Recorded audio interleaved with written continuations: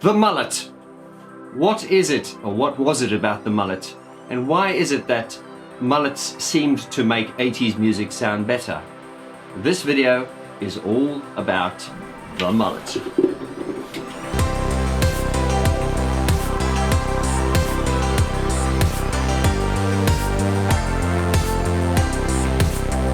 Hi guys, and welcome to Piano and Keyboard Artist, where we discuss the artists related to pianos, keyboards and synthesizers. Yes, it's been a long time, but this video today is all about the mullet. Right, so I have been offline for a while. It's probably difficult for you to take me seriously like this. I've been offline for a while. I just want to clarify a few rumors that have been shouting and floating around saying, you know, Vaughn has quit and he's not coming back. And it's a long story. I did say I was going to take a little break, but I'm going to talk about that at the end of this video because, as you know, if you've been on my channel for a while, my channel and my videos are not about me. They're about you and the content. So let's jump into today's video, which is all about the mullet. Oh, the mullet. So I figured I would talk about something slightly off topic and a little bit light-hearted. Not that my channel is not light-hearted. It's just that with all the doom and gloom, you know, surrounding this COVID-19 at the moment, and I have been getting a lot of messages recently saying, Vaughn, you know, Vaughn, we need you. Vaughn, we need you. Make us laugh. And as I said, at the end of the video, I'm going to talk to you as to, I'll give you more information about my personal story, but that is not important at this stage. So I did think I wanted to just show myself and help bring a few smiles to a few faces if I could. Now, why the mullet? Well, with all this COVID-19, you know, we have been told to sort of stay indoors and, you know, stay and isolate ourselves and stay away from people and, you know, take necessary precautions and, you know, we don't want the virus to spread. But I do take necessary precautions, but I do make an effort to go out and exercise every day. I run in the park and I stay away from other people for their safety and my own. But this is where I got the idea for this mullet video. I was out jogging yesterday. And it's funny because, you know, when you're out at the moment, there's no one about. And I was thinking to myself, this would be a great time to film a sort of like apocalypse movie, you know, because, you know, you wouldn't need planning permission to clear out spaces to film because there's no one about. And, you know, there's the odd person about, but there was this guy, I kid you not, and I had my phone, but I really wanted to actually take a photo, but it wasn't appropriate. But this guy came running past me, and it just so happens at the moment that he ran past me, I had this music playing, you know, which were playing in my earpods, and it was I forget what it was, but it was something like quite 80s synthesizer-y, something like, "You're the best." You know, sometimes I start a playlist and then I just leave it running and I'm not really focused on the music, and it was something really sort of Miami Vice, like, "You're the best, nothing's gonna you're the best." You know, that kind of high 80s vocal. And I kid you not, at this moment, this this guy comes running past me with a mullet. I couldn't believe it. And I kid you not, he had a mullet. And it was so funny and so surreal that I actually had to kind of stop because I thought I was hallucinating. Maybe I thought the fever hit me. And I turned around and and I followed him because I kind of ran behind him. And I started laughing so much. It really cheered me up. I mean, this guy had a mullet. You don't see mullets many times. I mean, the fact that I saw a mullet and it was such a prominent mullet, I just thought, oh my God, I almost wanted to run up to him and shake his hand, you know, physical contact, and put us both in harm's way and say, dude, that is a killer mullet. Full respect. But the attention to detail, I think if he had a moustache with it as well, that would have just ticked all the boxes. But I kid you not, this guy had a mullet and it looked fabulous. I mean, it looked hilarious, and it just made me think about 80s music and the mullet and how dreadful the mullet actually was. And if we look at the mullet, it doesn't matter how handsome you were. It's just, you know, I think at the time it was acceptable. in the 80's. It was acceptable at the time. No, but I suppose at the time, you know, if you think of, you know, Duran Duran, and you think of even very handsome people, you look at it now, it just looks ridiculous. At the time, I suppose it had its appeal. But even if you look at very iconic figures like David Bowie sporting a mullet, and you look at it now and you're just like, oh, David Bowie, what were you thinking? Even if you look at, like, you know, very handsome men like John Taylor, the bassist from Duran Duran, he was a very handsome man, and it still is. But he had a mullet, and you look at it now, it's so hilarious. So I just thought, I want to talk about the mullet and ask the question, you know, what were we thinking? You know, I suppose it's that thing where you look back and you go, it seemed like a good idea at the time, but yeah, what were we thinking?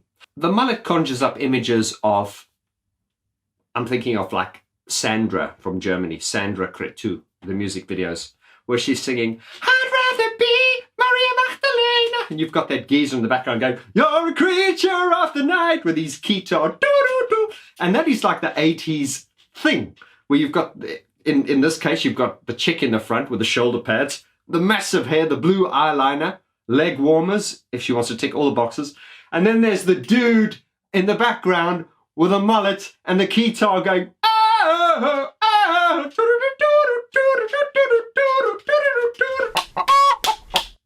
yeah, mullets, I've always found mullets hilarious.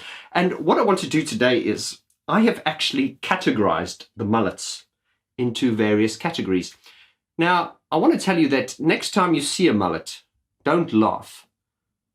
Have respect for the bravery that is involved in wearing a mullet, because personally, I wouldn't want to I wouldn't want to be caught dead wearing a mullet. Right, so let's look at my classifications of the mullet.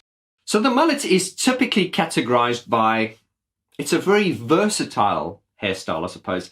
I suppose the mullet is the kind of hairstyle you have when you can't decide. It's when you decide, oh, I want short hair, but I want long hair at the same time. So you do it both. And what's very versatile about the mullet is you don't have, you know, it's short on the top and long at the back. So the great thing about the mullet is you can wear a ponytail, as I'm demonstrating. So I've got the mullet, we'll call the mullet mullet ponytail. And the great thing is now, as you look at me from straight on, you'd think, oh, he's got short hair. But when I turn around, you'd go, oh, he's got a ponytail. But it's long at the same time. So it's really, really versatile. It's genius. I don't know why they've gotten rid of it. I mean, it's ingenious. Right, so classification number one. There is the prototype mullet. Now, the prototype mullet is typically sort of like the Don Johnson or the Nick Kershaw. Now, Nick Kershaw did have sort of various versions of the mullet, but what I mean by the prototype mullet is it is typically sort of like quite a sophisticated mullet. It's you know, it's not as long. It's still short on the top, but not as short. It's got a little bit more on the top, a little bit like my mullet over here, but the back is not that long. It probably comes up to typically just touching the shoulders, but it is more a sort of slick, hairsprayed and stylish mullet. You know, I'm thinking of a little bit George Michael, but I'm particularly thinking Nick Kershaw or Don Johnson, or another classic example would be Kiefer Sutherland in the movie The Lost Boys. You don't like rice, Michael? Tell me, Michael, how could 1 billion Chinese people be wrong? Michael, join us, Michael. You're one of us. Michael. The Lost Boys, what a film. And speaking of Michael had a mullet too, but Michael's mullet was different. His was what I would call a rock and roll mullet. So that brings me on to the second category, which is the rock and roll mullet. Now, the rock and roll mullet is more of a sort of tousled, sort of free look. It's more of a carefree look. It's not as styled and hairsprayed and sort of preened. It's more loose. It's kind of like the I'm thinking of Bono. Bono had that kind of mullet, or Michael in The Lost Boys. Michael, David, Michael. Rod Stewart also had what I would call a rock and roll mullet as well, and David Bowie had a rock and roll mullet. So the rock and roll mullet is essentially a mullet, but it's not as preened and as styled as the prototype one, and it's slightly longer and a bit more sort of puffed up and yeah, rock and roll, baby! Mullet classification 3, the redneck mullet. Now, Billy Ray Cyrus, I mean, he rocked that mullet on the Achy Breaky Heart.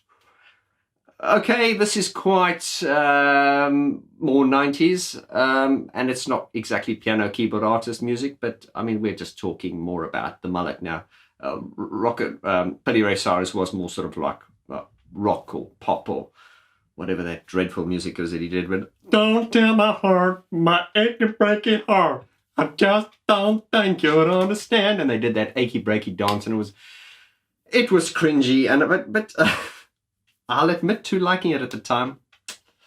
I've been known for having bad taste in music, but yeah. So the redneck mullet is really Billy Ray Cyrus. It's very short on the top and it's very long at the back, so it kind of lacks the sophistication of the sort of the prototype mullet. It is a lot more crude. It is just very short at the top and very long at the back, and it's very much wash and wear, and it is very much like redneck type look, you know what I'm saying? It's the kind of look when you see someone wearing this hairstyle, you can kind of cross the road and walk the other side, and you take your kid's hand and you say, "Let's get out of here, buddy, we're going to get kidnapped."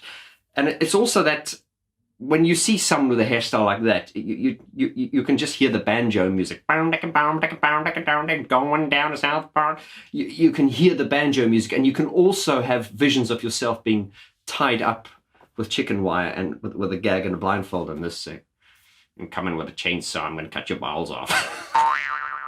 Classification number 4 is the apocalyptic mullet. Yes, the apocalyptic mullet is more sort of the kind of look you would see on sort of like end of the world, sort of like, you know, I can imagine this, the civilization has fallen and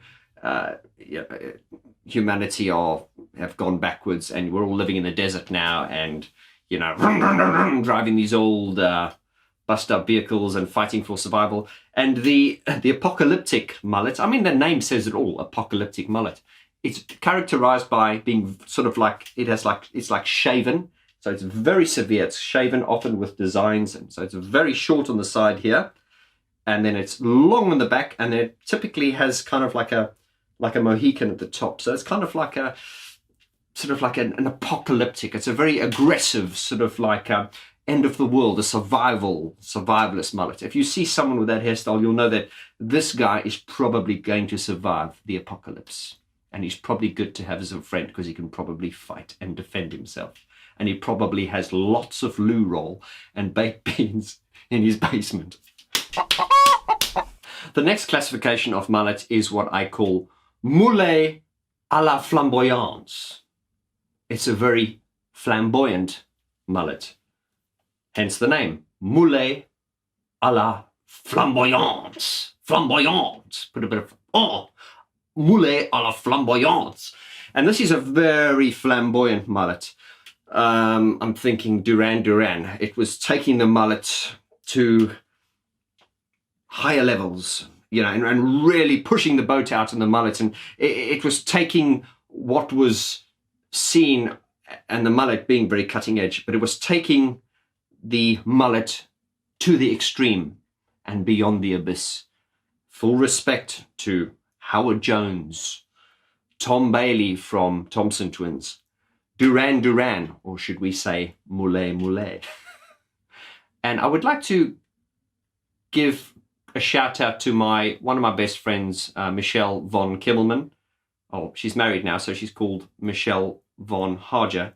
And yeah, it's a very elaborate name, and she's one of my best friends. I love her dearly. She and I look like brother and sister. She's got a great sense of humor, and she coined the name Mullet Mullet. So I just want to give her credit for that. So I think calling a mullet a mullet just gives it a certain class. You call it a mullet, you call it a mullet. It just puts it in a different level. So anyway, mullet à la flamboyance. It's those people who took the mullet to the real, to push the boat out to the boundaries of mullet extraordinaire, the epic mullet. As I say, Howard Jones, Tom Bailey, and Duran Duran, they really pushed that out. And an honorable mention would be Andre Agassi. Oh my God, what an epic mullet. Mullet à la flamboyance. The final category, and this is probably the pinnacle of the mullet, and this is what I call mullet extraordinaire, an extraordinary mullet, the mullet of all mullets, the mother mullet, the mullet to end all mullets. This is the epic top, the pinnacle of mullet, mullet extraordinaire. Who is a great example of the mullet extraordinaire? Well, I can only think of one example, and it can only be the one and only Chris Hamill from Kajagoogoo, aka Lamal. Yeah, too shy, how do I? Yeah, too modern man, you're such a shock in your complaint. Try a little harder. Something's wrong, you're not naive, you must be strong. Baby, try. Hey girl, come a little closer. There, you're too shy. I will admit that Kajagoogoo is one of my guilty pleasures, but we have to give Lamal, and of course Lamal is an anagram of his surname, which was Hamill. So take the letters from Hamill and you get Lamal. Yeah, I think it's Hamill, or Lamal is Hamill spelled backwards, I believe. But anyway, he did go on to write The Never-Ending Story, or I don't know if he wrote it, but he did sing it. But I'm thinking, if you listen to the lyrics of The Never-Ending Story, it's almost as if though the lyrics were inspired by the mullet, because if you think of turn around, look at what you see on your head, the mullet of your dreams. And he's got that kind of voice, turn around. It's good to be back, guys. I just thought something silly and lighthearted. So I want you to leave your comments below in the end of this video. Let me know anything you'd like to say about the mullet, any honorable mentions. I'll remind you of the categories again: the prototype mullet, the rock and roll mullet, the redneck mullet, the apocalyptic mullet, there's the mullet à la flamboyance, and then there's the mullet extraordinaire. And you're free and welcome to give any examples of anyone you think would fit into one of these categories. Right, so that completes this video. For those of you who wish to sign off now, I'll see you on the next one. But for those of you who are regulars and want to know what I've been up to, here's your chance. I'll see you on the next segment. So that was fun. So I'm wearing a hat now because ever since I've taken that mullet off, I've got this really funny sort of like hat hair, and I want to speak to you quite seriously, so I don't want you to be laughing at my hair. So anyway, hence the cap. Guys, my friends, this is a very serious, dark time that we're in. Putting things into perspective, I saw an interesting meme this morning that said, your grandparents were called out to war. You and I have been called to sit on the sofa. We'll get through this. They're essentially just asking us to stay in and, you know, retain our boundaries and show compliance, I suppose. I love the Walking Dead TV series. I really do. I think season 10 is great. I think what Angela Kang is doing with it is great. There's not many seasons that could actually, there's not many TV series that can go on that long. The reason I'm talking about The Walking Dead is I thought about The Walking Dead being very similar to what we're going through at the moment, metaphorically. What made The Walking Dead a very successful TV series really was, there was so, you know, we kind of got to a point where we were kind of numbed by the, you know, the zombie movies and killing zombies. We were kind of numb to it. But I think where The Walking Dead did really well was the fact that The Walking Dead focused more on the human element. You know, obviously there's the gore and the violence, which is, you know, which is very glorified and gratified. But they always did. The Walking Dead strength was the human condition. And you could, and this is what made it so scary, was because whenever you watch The Walking Dead with, you know, in the days of Rick Grimes, and indeed even now, there was this feeling of fear. You could relate to that feeling of the world falling and people running and people panicking, and, you know, how would you keep your family safe? And that was what made The Walking Dead so good, was it that it focused on the human element. Now, where am I going with this? Metaphorically speaking, I see The Walking Dead, the zombies, kind of like the virus we're facing at the moment. COVID-19 is like the zombies. But just as in The Walking Dead, as in what we're starting to see now, but not as dramatic, and I don't want to be dramatic now, is in The Walking Dead, you were not only fighting the zombies, but one of your biggest threats, besides the zombies, were the other humans. How many times, you know, the classic story of The Walking Dead is Nick Grimes leading his group of survivors on the road. They meet other people, and it's always difficult when you meet these other people because you're thinking, what are their intentions? Are they hostile? And very often they did meet people that were trying to steal their resources, or, you know, it's a fight for survival. So I think in a time like this, you see the very best and the very worst in humanity. And the comparison I'm trying to draw with this, and I'm not trying to scare anyone or be alarmist. I mean, the worst thing that's happened at the moment is I've seen people fighting over toilet paper, which is really fucking pathetic. Fucking grow up. God. Anyway, you know, I think of our forefathers who stormed the beaches of Normandy, and these fuckers are fighting over toilet paper. It makes my blood boil. A little consideration, you. Anyway, I don't want to get too negative now. But the point I'm making is the zombies in The Walking Dead are a threat, but the other humans are often more scary. If you think of the villains, we had the governor, we've had Negan, and now we've had Alpha. So the humans pose just as great a threat as what the zombies do. And what scares me more than the COVID-19 are the humans. And I'm a human, so I'm not being an arsehole, and I'm not trying to sound like I'm better than anyone here. But I did put up a post on my Facebook yesterday, which a lot of people agreed with. And on that post, I said something along the lines of, in a time of sickness and doom and gloom, and uncertainty, we can be assured that stupidity is alive and well, because we see that at the moment. There's a lot of misinformation. So I think what we need to do now is, and guys, if you're a regular on my channel, I am very proud of my channel, our channel. It has managed to attract really good people, and, both here on the channel and in the Facebook group and on my Patreon page. And, we're a good bunch. And you need to use this time now to find yourself and to really, we've all got bucket lists or lists of things or to-do lists, things that we haven't done. Use this time now to go within and just look after yourself. Learn meditation, do exercise, even if it's in your home. It is so important to keep your immunity high.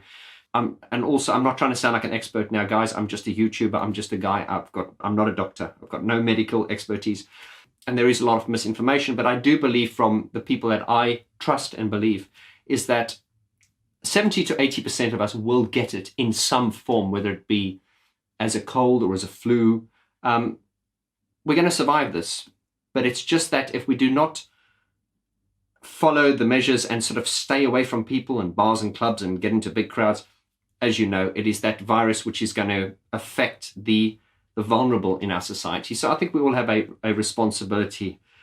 And guys, I'm not preaching to you now. This is my way of dealing with a cabin fever. Now, the cabin fever is another thing and a very real thing. this can be used as a very good time or a very bad time. As I say, use this time to do things you want to do. As I say, there are a lot of producers in my group and community now who are using this to produce music and to be creative. You've got to be very careful with the internet. The internet is not a bad thing. The internet's a little bit like fire. Like the saying is, you can use fire to cook a man's food, or you can use fire to cook the man. The internet is the same kind of thing. Excuse me for being philosophical, but the internet is the same thing. It is just a tool. It can be used for good. It can be used for bad, like money. You can use it to buy drugs, or you can use it to donate it to a charity. It is just a tool. So use this tool now, because the problem is now with everyone being inside, I think there's going to be a lot of pregnancies, to alleviate the boredom. But I also think there's going to be a lot of people who are frustrated, and there can be this kind of like this hive mentality of people attacking each other and stuff. So obviously the internet is important. It is a way to escape. I think it's very sad to see a lot of businesses are going to close. I think companies like Amazon and the big companies, because I think a lot of people are just doing a lot of online shopping now. So a lot of industries are going to thrive from this. And it's like with anything, Great Depressions, recessions, there are always those people who make money. Our government here in the UK has just released a very, what they're calling the most comprehensive, post-wartime package ever, where they're going to essentially compensate people's, pay people's wages up to 80%. Of course, that's open to criticism. I'm not sort of endorsing it or not endorsing it. I just think this is a very difficult time, and everyone has their opinion about it. Everyone is, I think, being in a position of government, it's very difficult. You're damned if you do, you're damned if you don't. You can never make a decision that is right, because it's always going to be the wrong decision. People will always criticize you. People will always criticize you no matter what you do. But I just think, we as humans, we've never faced this before, but I am positive that we will get through this. But you as an individual just need to look after yourself, look after your health, look after your mental well-being. Limit your time on the news. Turn the TV off. Turn notifications off your phone. You do need to be informed, but you do not need to be inundated, because when you're inundated with this negative information all the time, your subconscious mind picks up on that, and it is sometimes the fear that can do more harm. There are probably people who are quite healthy, but through fear and turmoil and stress, they're weakening their immune system. So it is very important now to watch comedies. Be creative, be kind. I really think this is going to change the way society works. Hopefully it'll bring out, as I say, it's going to bring out the worst and the best. But fuck the bad guys. And on the subject of bad guys, I believe there is a special place in hell for people who attack nurses, doctors, and medical staff. People who go out and are ready to scam you in times. And I think, as a society, we need to be kinder. We need to be more understanding. But at the same time, we need to be more assertive. Because this is the big problem. It's because we're so tolerant and so understanding. It makes us weak. Now, I know this is probably very off topic for my channel, but I'm fundamentally a very serious guy, and I care. That is why I get very passionate about things. All I'm saying is, we need to be more kind. We need to be more understanding, but we need to be less tolerant of those who do not tolerate us. People who are out there to attack the vulnerable, the weak, and the elderly, or whoever, fuck them. Absolutely fuck them. I've got no time or place in my heart for people like this. And I'm a good guy. So when I speak like this, people go, oh, Vaughn, where are you coming from? This is so out of character. Yes, I'm one of the good guys. I'm also not fucking stupid. I'm also not weak. And I'm not trying to sound like I'm going to kick your ass, motherfucker. I'm not trying to sound like an arsehole. Injustice has always been one of my pet hates. I hate bullies and I hate injustice. And it seems as though a lot of the wrongs that people do in society are protected by human rights. Let's not get it wrong. Human rights are very important. I am a big advocate for human rights. Human rights are very important. However, we need to recognize that there are also human wrongs. And as far as I'm concerned, people who violate other people's human rights should lose their rights. There are human rights, but we need to recognize that there are also human wrongs. Probably the most serious you've ever seen me on this channel, guys, but these are serious times. And forgive me if I'm going on a rant, but